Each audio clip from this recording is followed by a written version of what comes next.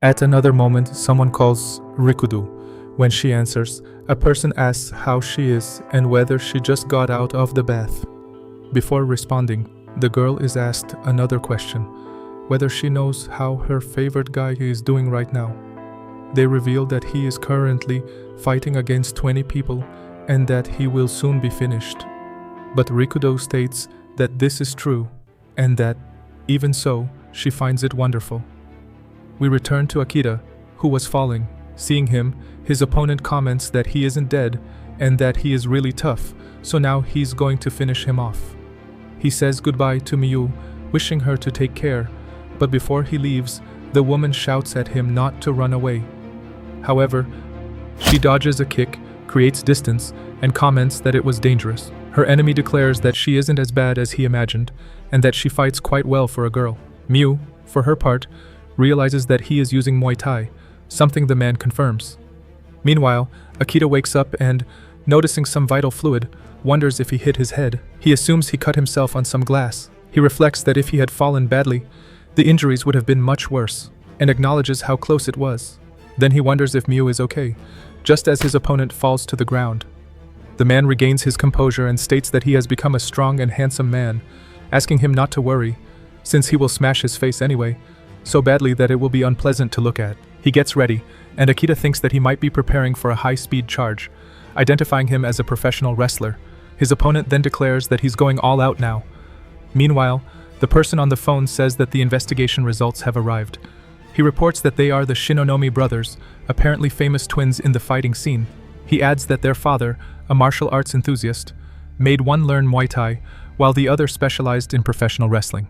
Moreover, both had talent in their respective disciplines and became among the best in the country while still in high school.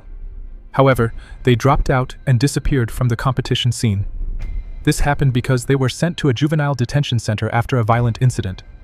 The exact reason for the fight doesn't matter, but the incident was actually a street brawl whose consequences were severe. One of the victims fell headfirst, fracturing a cervical vertebra, while another received a kick to the back of the head, suffering lasting brain damage. Finally, it is clarified that the Shinonomi brothers have no hesitation in destroying people, and they ask Rikudo whether her favorite guy will be able to stay safe. Back with Akita, he thinks that his opponent will attempt a tackle. He remembers how easily he was lifted before, and that the next time he takes one, he'll surely be finished, so he has no choice but to act. Meanwhile, the opponent thinks it's obvious what Akita will do, since when others discover he uses wrestling techniques, they all react the same way. They all aim for the same thing, the knee strike. Rikudo, meanwhile, tells the person on the phone that she understands the situation and wonders if he will use a knee strike to counter the tackle, stating that this is one of the worst options. The man asks if that's true, and the girl says yes. He then questions whether it isn't true that during a tackle, one lowers their head and charges forward, which would seem easy to counter with a knee. Rikudo clarifies that this is what a beginner thinks. She explains that the head is a very small target, and that if even a punch often fails to land, the chances for a knee are even lower. She then wonders if it would be better to aim for the torso, but explains that doing so would reduce power, and even a direct hit to the stomach wouldn't provide an advantage. She also questions what would happen if the knee strike fails. Losing balance, he would likely fall, and if that happens, it would be the end. Akita would have no way to escape a wrestler's hold and would be struck again and again from above. The man asks if, in that case, it would all be over. Rikudo replies that she doesn't know, and that it all depends on Akita. At that moment, the young man thinks that he will use his knees, and that he will land the hit. He declares that this will be the moment, just as his opponent launches his attack.